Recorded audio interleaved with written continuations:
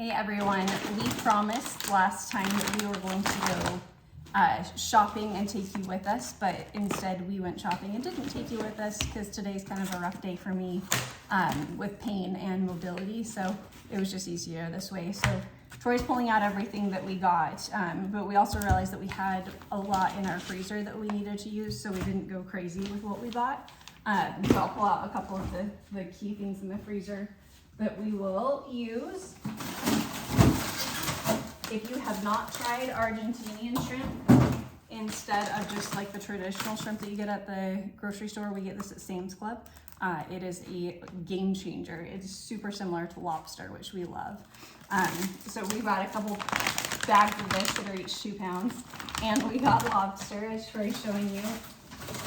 And then reminiscent, if you can all hear me okay while I'm making all this noise, of one of the videos Troy did on his own, we have our bags of fat and bones and all the nasty things that we wouldn't eat that we're gonna make some stock with in order to cook the things that Troy's gonna show you.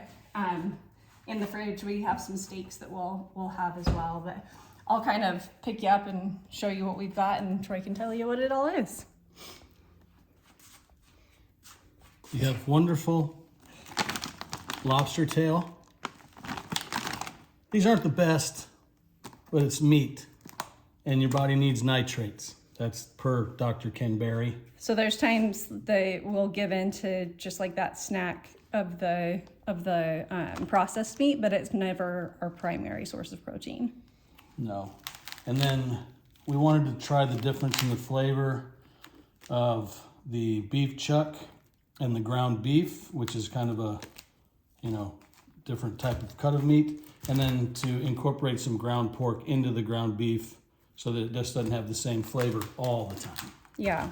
Troy, as we talked about in some other videos, has kind of had an aversion to meat. Like, it doesn't sound good. Nothing sounds good to him to eat. Makes me nauseous. So we're trying to switch it up, like you saw with the lobster tail, in order to hopefully get him to eat more.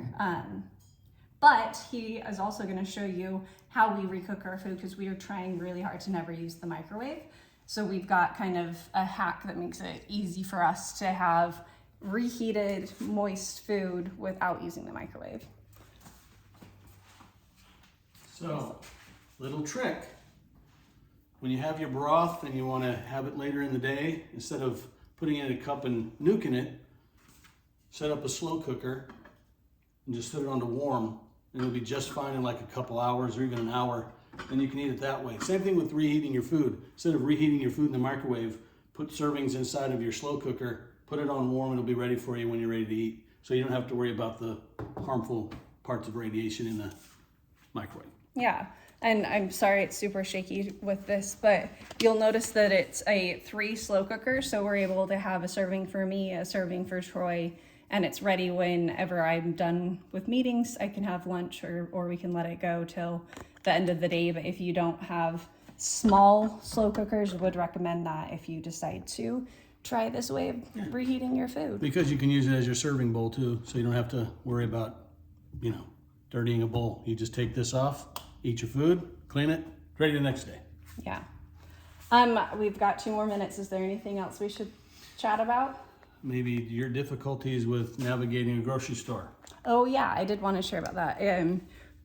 When we go to the grocery store, I'm almost always in my wheelchair because it's hard to get around the entire facility regardless of what grocery store we go to.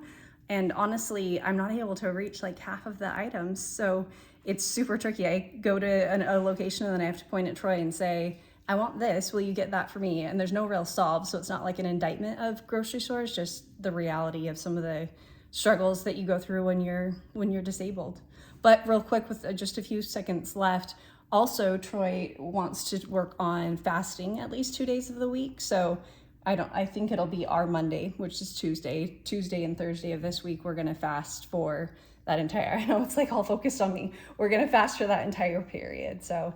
2 days in a row, not 2 days, but back to back. So 48 hours? Correct. Gotcha. Yay. I'm going to be a little cranky as we get a little bit closer to that 48-hour mark, but that's okay. Hangry can be part of life. Okay, 5 minutes. See y'all.